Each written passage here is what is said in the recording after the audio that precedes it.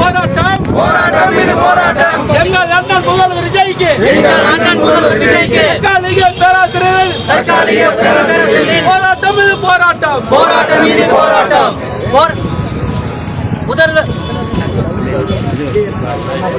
விசாரணை செய் விசாரணை செய் விசாரணை செய் விசாரணை செய் விசாரணை செய் விசாரணை செய் விசாரணை செய் விசாரணை செய் பதிவாளர் குமரேசன் மீது விசாரணை செய் பதிவாளர் குமரேசன் மீது விசாரணை செய் பணி நீக்கம் செய் பணி நீக்கம் செய் பணி நீக்கம் செய் பணி நீக்கம் செய் பதிவாளர் குமரேசனை பணி நீக்கம் செய் பதிவாளர் குமரேசனை பணி நீக்கம் செய் பணி நீக்கம் செய் பணி நீக்கம் செய் பணி நீக்கம் செய் பணி நீக்கம் செய் முன்னாள் அமைச்சர் மருமகன் குமரேசனை பணி நீக்கம் செய் முன்னாள் அமைச்சர் மருமகன் குமரேசனை பணி நீக்கம் செய் விசாரணை செய் விசாரணை செய் விசாரணை செய் விசாரணை செய் கடந்த ஆட்சியில் 228 பேராசிரியர்கள் நியமனத்தை விசாரணை செய் 228 பேராசிரியர் நியமனத்தை விசாரணை செய் வேண்டும் வேண்டும் பணி நீக்கம் ஆணை வேண்டும் வேண்டும் வேண்டும் பணி நீக்கம் ஆணை வேண்டும்.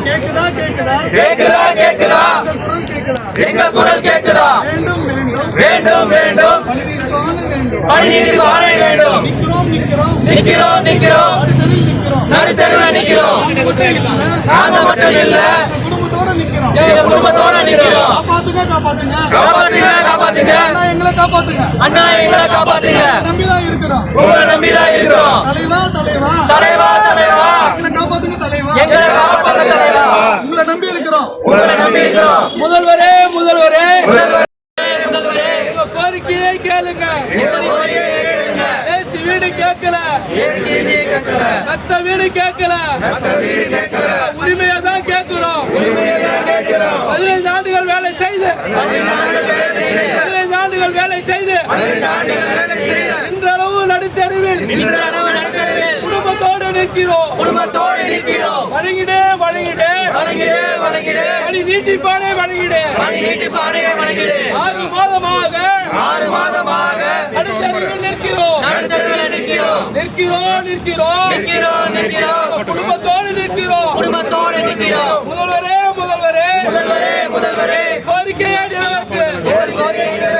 முதல்வரே கோரிக்கையை நிறைவேற்று. கல்வியை காக்க அண்ணா பல்கலைக்கழகத்தை மீட்டிடு. கல்வி காக்கும் அண்ணா பல்கலைக்கழகத்தை சக்தி பதிவாளர்களும் மீட்டிடு. அழிச்சிடுவார் அண்ணா பல்கலைக்கழகத்தை குமரேசன் அழிச்சிடுவார். பார்த்தாலும் அவர் உறவினர் பதவியில் இருக்கிறார். மீட்டிடு அண்ணா பல்கலைக்கழகத்தை மீட்டிடு. சக்தி குமரேசன் மீட்டிடு. கல்வியை காப்போம் அண்ணா பல்கலைக்கழகத்தை மீட்போம். கல்வியை காப்போம் அண்ணா பல்கலைக்கழகத்தை மீட்போம். 25 ஏப்ரல் மாதத்துல வச்சாங்க. ஓகே, அப்போ நீங்க சிறப்பா எங்களை ஒரு விஷயத்துக்காக இவ்வளவு நாள் உங்களுக்கு உழைச்சிட்டு வந்தோம். அப்ப எங்களுக்கு ஸ்பெஷல் கன்சிடரேஷன் பண்ணணுமா இல்லையா? எந்த கன்சிடரேஷன் ஓப்பன் டு ஆலா எல்லாரும் எப்படி இன்னைக்கு ஃப்ரெஷர் படிச்சுட்டு ஒரு பொண்ணு எப்படி எக்ஸாம் எழுதோ ஒரு பையன் எப்படி எக்ஸாம் எழுத வரானோ அவனை வாங்கிதான் நாங்களும் அப்பியர் ஆகிறோம். ஓகே, எக்ஸாம் வந்து எழுதுறோம் அப்படின்னு சொல்லிட்டு அப்பியர் ஆயிட்டோம். எந்த பிரச்சனையும் இல்லாம. பட் ஒரு வாரம் நல்லா கவனிச்சுக்கோங்க, ஒரு வாரம் முன்னாடி தமிழ் எலிஜிபிலிட்டி டெஸ்ட்ன்றதை கம்பல்சரி கொண்டு வந்து எப்ப மென்ஷன் பண்றாங்கன்னா கரெக்டா 1 வீக் முன்னாடி தான் மென்ஷன் பண்றாங்க. அப்போ எல்லாருமே நாங்க படிச்சது தமிழ் மீடியத்துல இருந்தாலும் இலக்கணங்கள்லாம் நல்லா யோசிச்சு பண்றாங்க. எப்படி படிக்க முடியும்? ஒரு வாரத்துல வச்சு நாங்க டிஎஃப்ல நிறைய பேரு அந்த டிஆர்ல மினிமம் எலிஜிபிலிட்டி பாஸ் ஆகி வச்சிருந்தோம்.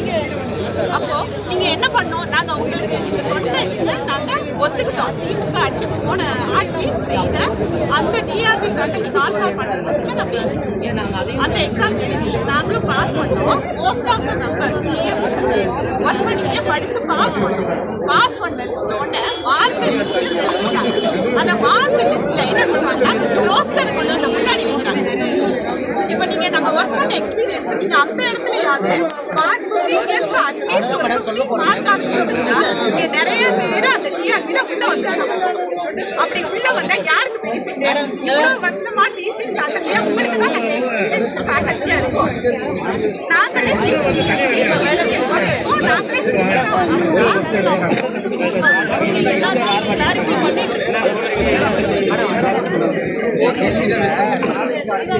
டிவியில் வந்து